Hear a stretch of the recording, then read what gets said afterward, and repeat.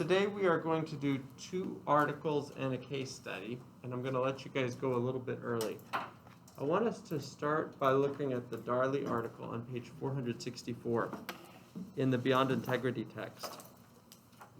And what we're doing today is continuing our accounting ethics module, but we're talking today about the social psychology behind accounting ethics problems.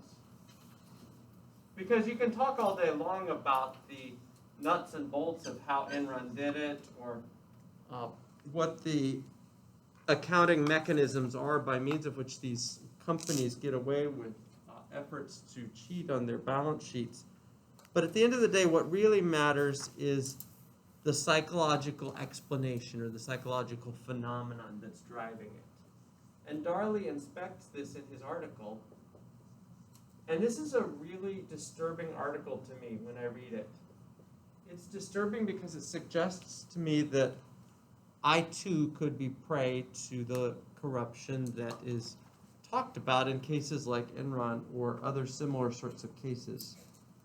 Okay, so here on page 464, Darley provides at the beginning just a real quick summary of what he's going to be talking about. At the bottom of that page, Darley writes, "Seen in the clear light cast by hindsight, several related puzzlements emerge about the recent cases of corporate corruption." And he's referring in particular to the Enron case there. "First, although such scandals may begin small, they often grow to huge and blatant proportions.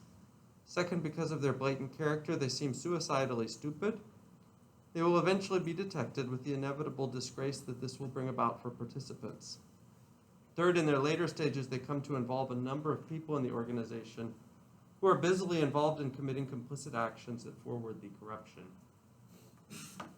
Okay, and for sure, when I look at the Enron case and look at the actions of the higher level execs involved in that case, I think to myself, what the heck were these people thinking?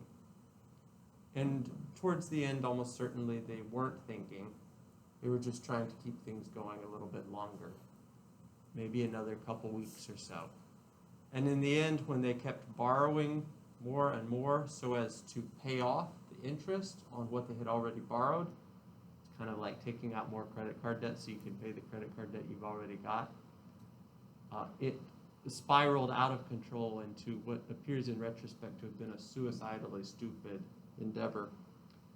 But back to the social psychology part. On page 465, Darley tells us what the 2 central questions are that are going to be driving this article. And I think these are very important for understanding the psychology behind accounting corruption. So let me just read this paragraph. "In this article, I will attempt to answer 2 questions that come to the mind of a psychologist who thinks about organizational corruption. First, why are so many initial corrupt acts taken in organizations? The answer cannot be that it is simply already corrupt people who take these actions. Part of the answer is that some of the people who launch these corruption-initiating acts do not scrutinize these contemplated acts from an ethical perspective. Strange as it may seem, they do not see them as unethical." That's the part of the article that makes me very, very anxious, concerned, because these people in interviews in retrospect about the scandals that they were involved in, many, not all, but many say, look, there was not a single time when we sat down as a board of directors or as a corporate executive team and talked about the ethics of what we were doing. We just did it, and we didn't think twice about it. Or we didn't even notice that we were going down this path. It happened to us. Like falling off a log. It just happens to us. Okay, and then let me read at the beginning of the next paragraph the second question. So the first question then that Darley is answering is, how did the initial corrupt acts take place? And then the second question becomes, why is it so easy to recruit other members of the organization to take the actions that amplify, extend, and continue these initiating actions to produce more and more corrupt outcomes? So the second question is the social question. How is it that the initial corrupt actions then go on to involve many people so that large groups come to be participating in the corruption simultaneously? Like happened at Enron, where several hundred people at the top were aware of the widespread fraud. and yet still chose to participate in it anyway. Okay, and on page 466, Darley initiates his investigation of how corruption starts. And he writes there in the first column, we should also consider some more disquieting narratives which seem to suggest that the corrupt practices are somehow stumbled into without exactly being intentional. Okay, a little further down, acts that start a chain of other actions that ultimately result in full-blown corrupt actions often have their origins in actions that are not themselves corrupt, or at least not perceived as so by the original actors. This is what Darley goes on to describe as a visual illustration of how corruption takes place. So let's imagine a line with several different points on it.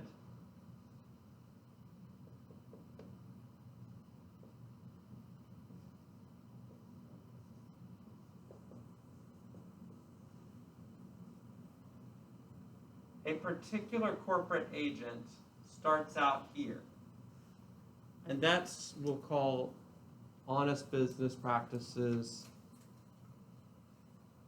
abiding by the rules and code of conduct at the business, operating in accordance with the business's expectations. But this individual notices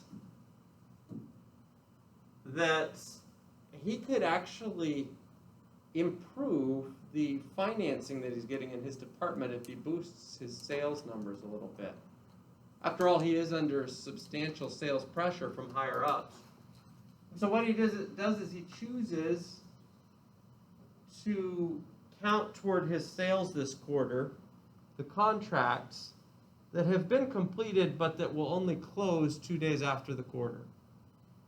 Okay, and they've been completed. It's just a legal matter that they will only close 2 days after the quarter. So he counts them towards this quarter's revenue, knowing that the boost in revenue will create more financing for him because his company's got an incentive scheme where those departments that do well get rewarded with more financing.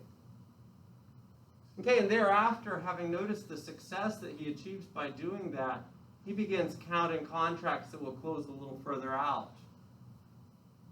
And maybe before long, he's counting contracts that are not officially going to close in the next few days, but that he has received verbal agreement on or a handshake on from a potential client. Like they have actually told him they will do the contract. And so he's counting on that arriving sometime soon. And so it goes until eventually maybe he's fabricating out of whole cloth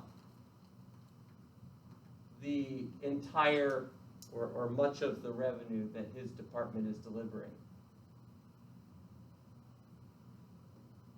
At this point in time, I can pretty much guarantee you he did not imagine himself ending up here. Okay, like I've said before in class, no one sits in their college business ethics class and thinks to themselves, I'm going to be the biggest corporate criminal in American history. Everyone thinks to themselves instead, when they sit in that class, I'm going to do it right, I'm going to be ethical, and I'm going to make a lot of money, but I'm not going to run over anybody or destroy anything or commit fraud to do it. And what happens is the competitive pressures of the business environment cause some to take this path. And it's an incremental path. It's a path that involves slow decisions over time. And I've talked about this in class before and in fact tested it this last time, but this process is called the normalization of deviance.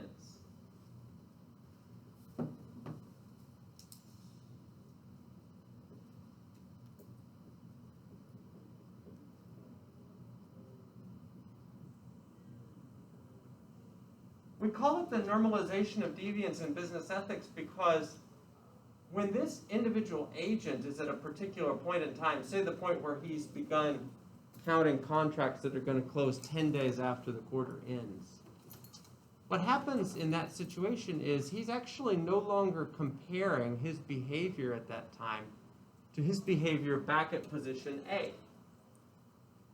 Okay, instead, when he thinks about whether his behavior is legitimate or within bounds or not, he's actually comparing his behavior to what immediately preceded it, and not to the initial position that he occupied back when he was acting in accordance with the company's code of conduct. And later on down the line, he says to himself, well, what I'm doing is actually not that much different than what I did the last quarter. And maybe he gets away with it and compares it again and says, well, it's not that different from what I previously did. And over time, the deviance becomes normalized. Okay, and the process that Darley describes is a process that many individuals, believe it or not, are so unself-conscious that they do not realize it is happening to them. Okay, it is something that just kind of occurs without any point on the line where they stop and they think to themselves, let me take a step back. Is this really what I want to be doing at this point? Okay, believe it or not, people are often so unself-reflective that they never have that ability to step back and to evaluate their actions from a second-person perspective and to ask whether, what I'm doing at position D or position E is really what I want to be doing, especially in comparison to where I initially was. Now, that's how corruption gets started. Okay, corruption also, though, involves others. It becomes a group phenomenon sometimes. Often, in fact, it becomes a group phenomenon. I've talked about this before in class when I've mentioned how contagious ethics is. When we see other people doing a certain thing, standing courageously, we want to be courageous as well. We are inspired by their example. But when we see other people cheating and getting away with it, or committing fraud and getting away with it, we are influenced by that example as well. Ethics is incredibly contagious, and when others do things and appear to be rewarded for it, like their department receiving more financing as a result of better sales numbers than my department, it is easy to be influenced by that behavior and to want to fudge the numbers in your department also. Darley describes this on page 468 using a concept that he calls entrainment. Okay, at the bottom of the second column, Darley writes, the next problem to solve is why these initial unethical actions so often seem to capture others in the organization, who build on, add to, and amplify the continuing chain of unethical actions. Let me give you a metaphor for what I want to suggest. Entrainment is a concept that comes from the early 20th century that I want to borrow for an organizational process. Originally, it referred to a perceptual phenomenon. An object is moving in one direction. As it passes other stationary objects, those objects themselves begin to move, and they move in the same direction as the original object. Okay, often it spreads in the following senses. More and more people commit similar acts, often ones triggered by the original acts, and those subsequent acts often grow more extreme in their wrongness. Okay, so what happens then is as agent X is operating, there are other agents also operating simultaneously in the company. We'll say X1, sorry for the complicated illustration, X2, etc. And they're also simultaneously observing this initial agent getting away with the corruption. And so they begin to join in, at different points along the line. Until finally, in extreme situations like the Enron case, just as a psychological phenomenon, large numbers of people are simultaneously engaging in more and more corrupt actions because they are getting away with it and they see each other getting away with it. And it becomes a group psychology phenomenon. Okay, now, as a Christian, I would say the ultimate explanation for why people do this is their sinfulness. And it's possible for sin to influence us so deeply that we are actually unaware of its occurrence in us. And we're unaware that what's going on is we are becoming increasingly corrupt because the sin actually blinds us to the fact that we're becoming increasingly corrupt. So when Darley talks about imperceptible differences in the next section, saying that the progression of the corruption over time is felt often imperceptibly by the persons engaged in it. I think that's what he's actually referring to, is the way that sin blinds us to its own existence. Okay, and I've referred in class before to the metaphor from the animal kingdom of the lemmings as an explanation for this. Okay, the lemmings, the gopher-like animal, the prairie dog-like animal, suddenly out of nowhere, they begin running en masse, thousands of them, will run to a body of water where they will plunge themselves in. Okay, sometimes that's a lake, sometimes that's an ocean, but they will then drown themselves by the thousands. And each individual lemming, running alongside other lemmings, is almost certainly not thinking to himself, this will end in suicide. Each individual lemming, rather, is thinking to himself, oh, the lemming to my right, the lemming to my left, they are doing the same thing. There must be safety in numbers. I will keep doing what I am doing. And so this leads to thousands of lemmings simultaneously killing themselves. Okay, but there's also a message of hope here, although this is a negative description of corruption. If ethics is contagious, and it certainly is very, very contagious, if ethics is contagious, then good ethics is contagious as well. Okay, and that means that if you take a stand in the company that you work for good ethics, that actually will inspire others to do so also. It won't inspire everyone. Okay, some just don't want to follow that path. But it will inspire those who are willing to be inspired by it. Okay, and your acts of honesty, of integrity, of self-control, of discipline, and of courage can actually arrest this process if you find yourself in a situation like this, where there's this group psychology phenomenon. Can arrest that process and can turn it around, or at the very least, rescue others from it. Okay, not many of us, maybe none of us in life will find ourselves in a situation in business that's as extreme as the Enron case was. Although, did anybody have relatives who worked for Enron? Just learned a very close friend in our church was actually in Enron. A very close friend in your church was at Enron? Okay, interesting. Yeah. He was interrogated, and he was stressed out during the time, but he wasn't. He was very low on the tier, so he had no. Sure. Yeah, in a company that size, it was an enormous company. It really was, at the end of the day, only a few hundred people at the top who knew about the extent and scope of the fraud. Most of the people lower down had no clue. It really affected his life during the time. It stressed him out. I'm sure. You have everyone watching every little thing you do, and you didn't want to be falsely accused. Yeah, oh, I'm sure. It was a very difficult situation. The largest corporate scandal in American history. People committed suicide. There's a guy who committed suicide in a park just a couple miles from HBU, here just to our southwest.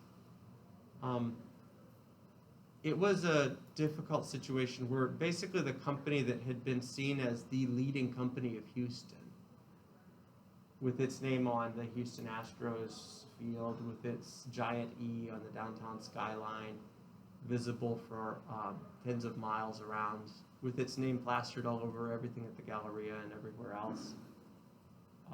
This company went down in flames and was seen to be a fraud, and it was a very destructive event for this city.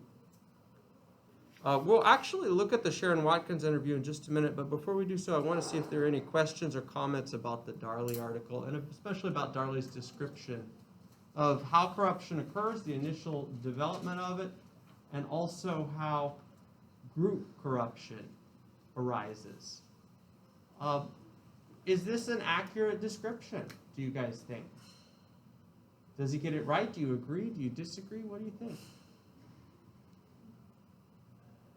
One thing you said was that the competitive environment and pressures was not only B class but A class. Mm-hmm. Like the pressure, I guess, incentivized this process. Yeah. Do you think if we took out the competitive, it would have been a lot slower or not happen at all? That's a terrific question. In fact, that's actually an enormous question, but I'll try to answer it real briefly. Because it goes right to the heart of capitalism. capitalism is a system that privileges competition. And in a competitive environment, the thought goes, at least, capitalist theory, in a competitive environment, the participants will try to beat each other to ensure that they have the best product, the most efficient process, the most innovative or creative version of the thing. And the idea in theory, again, is that everyone benefits from this because the society as a whole, through a process of creative destruction where the winners beat the losers and the losers have to drop out and find some other line of business. Through a process of creative destruction, what happens is the society as a whole gains.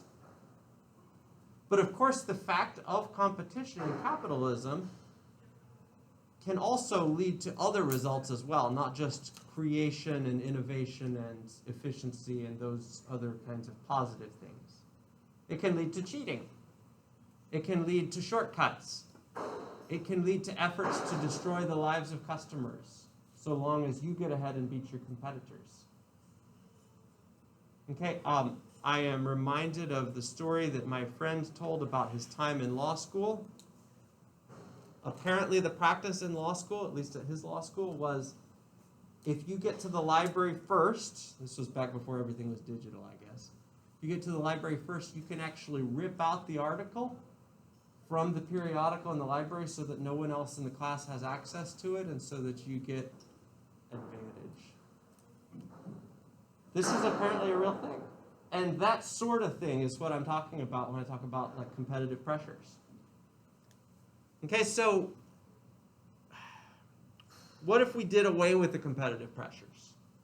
What if we had an economic system where instead of setting it up so that different participants compete against each other to try to win and beat the other, what if we had an economic system where the different participants maybe shared resources and pooled knowledge?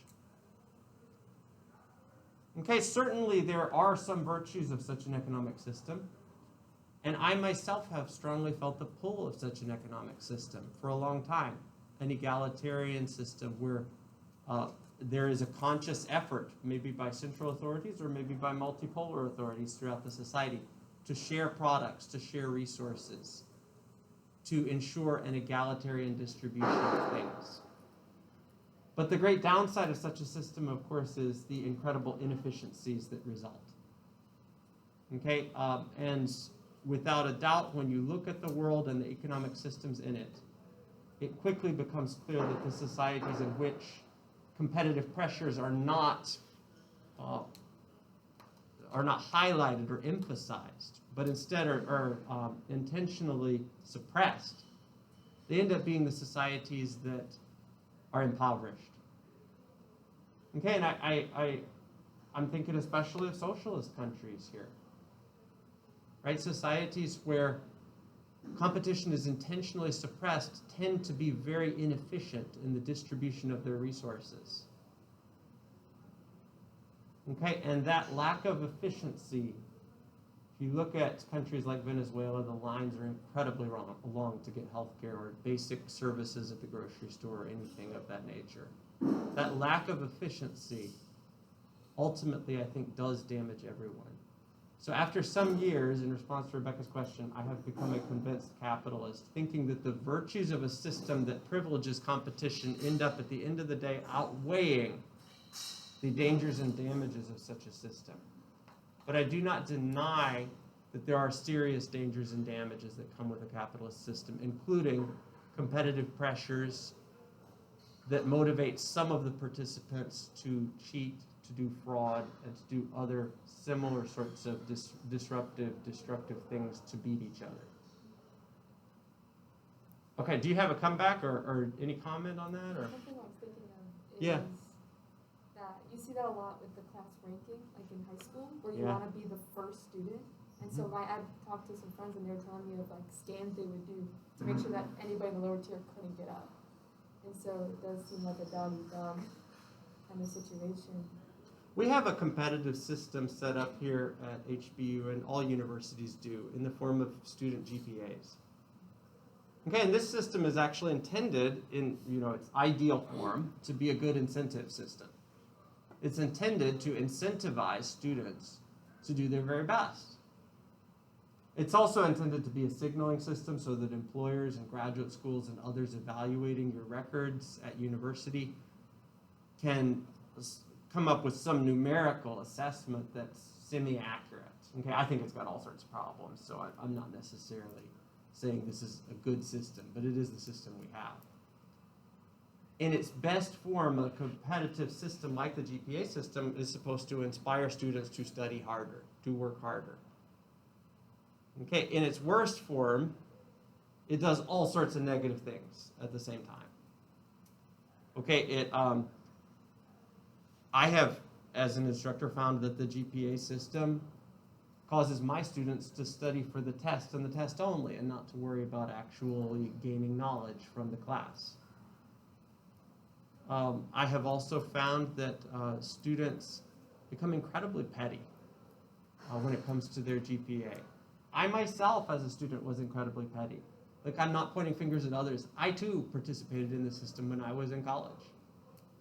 I have never heard at HBU a story of students ripping articles out of periodicals at libraries, so I don't think we are that hyper-competitive. We're not, Yale Law School or Harvard Law School or something crazy like that. But it does have all sorts of negative effects, without a doubt. It can harm student psychology,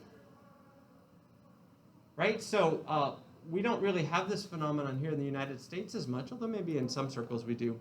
But every year I read another story about more Korean students who have committed suicide because they failed their family expectations in the national exams, or more Chinese students who did the same, right? This is a phenomenon. It really does happen.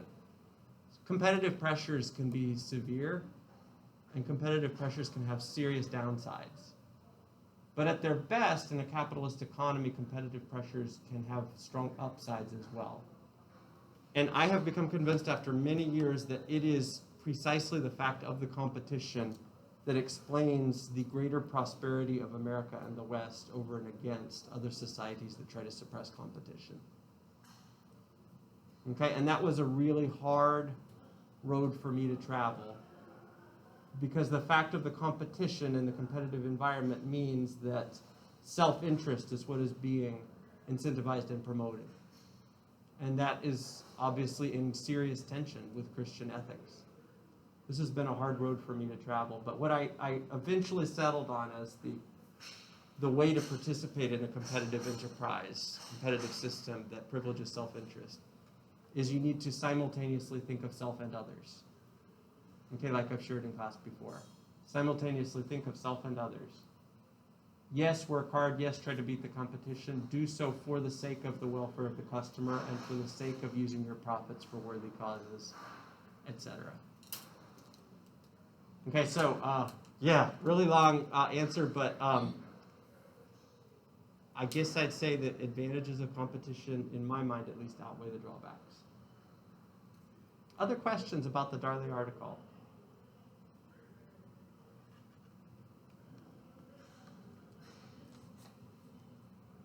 Okay, let's go to the Watkins interview then.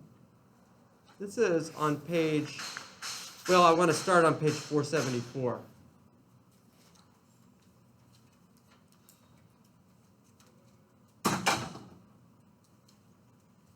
Okay, and in the Watkins interview, she is discussing what she felt as an individual during her time at Enron. Watkins is obviously the great hero of the Enron case.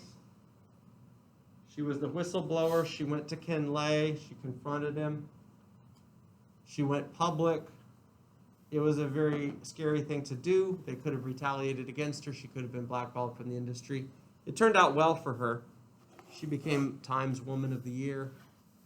She now goes around giving well-received speeches in front of large crowds. But obviously she didn't know that at the time. And if you look on page 474, at the beginning, here's the question: when did it start to change? And Watkins says, the warning signs of fraud were there in 1996, and I now take those much more seriously than I did back then.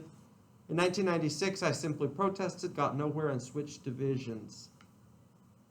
In 1996, the capital and trading division of Enron, run by Jeff Skilling, was on the wrong side of a gas trade and was facing a losing quarter. There were lots of meetings trying to figure out how the earnings shortfall was going to be filled, etc. Okay, so initially, when she realizes that fraud is going on, she protests, is shot down, and just switches divisions. And I think this is fine. I think this is fine. At that point, obviously, she didn't know that there was company-wide fraud. She just thought that it was localized in her particular division. And so she said, I don't want anything to do with this.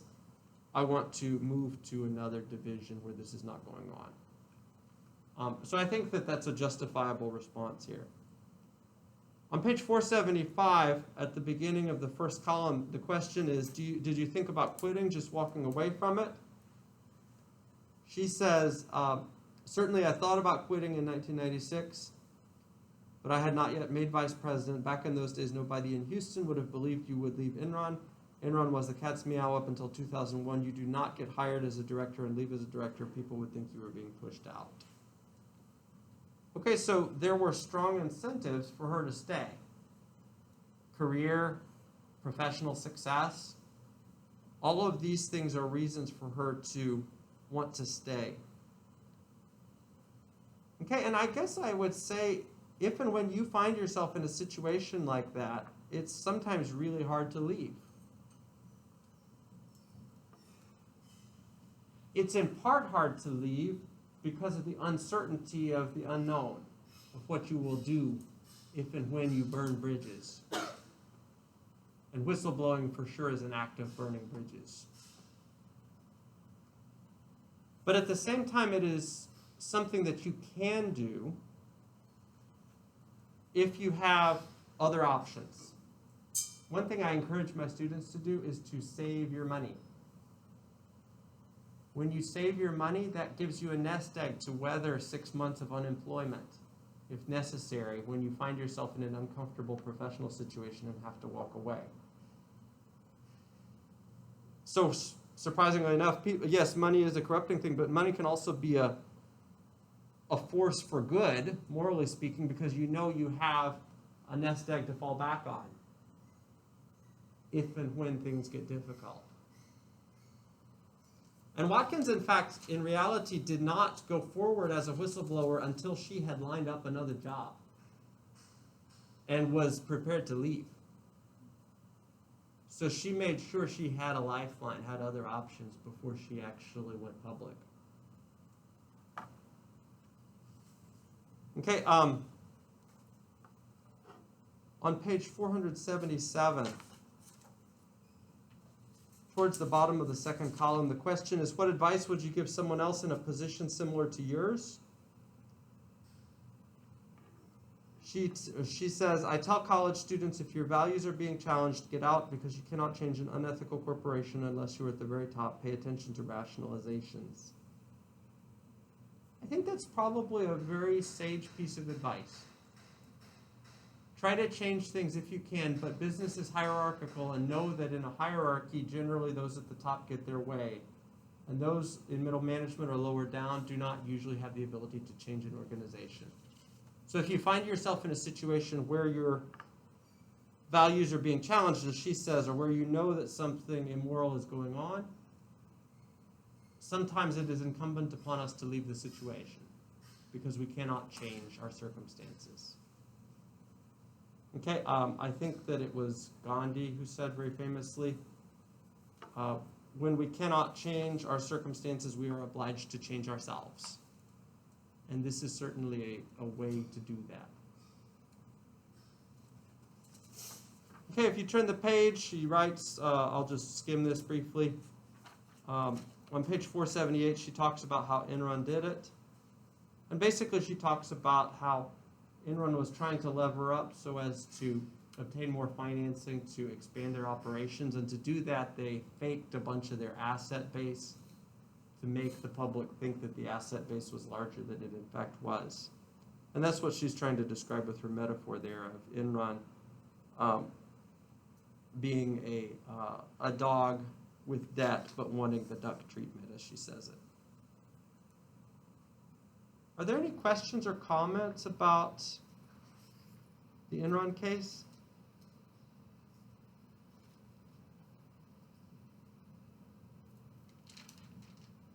There's a nice little summary statement here on page 480 in the middle of the second column. Watkins says they can all be summed up by greed and arrogance and thinking you can get away with it. It is just that the Enron case covers it all. I had an MBA professor say we can make a whole semester course out of Enron. The others we can just cover in a week or two. Okay, I'll leave it at that. Okay, I want to. The case study I want to cover is not the Enron case. We've already covered that. It's another case study, though, in group psychology. And it's with the well-known banking conglomerate, Wells Fargo. Okay, does anybody bank with Wells Fargo? Where do we bank? Chase? I did. I'm sorry? Bank of America. Bank of America. Chase. Bank of America? Chase. Chase. All right. I bank at Chase too, which doesn't mean I think they're much better.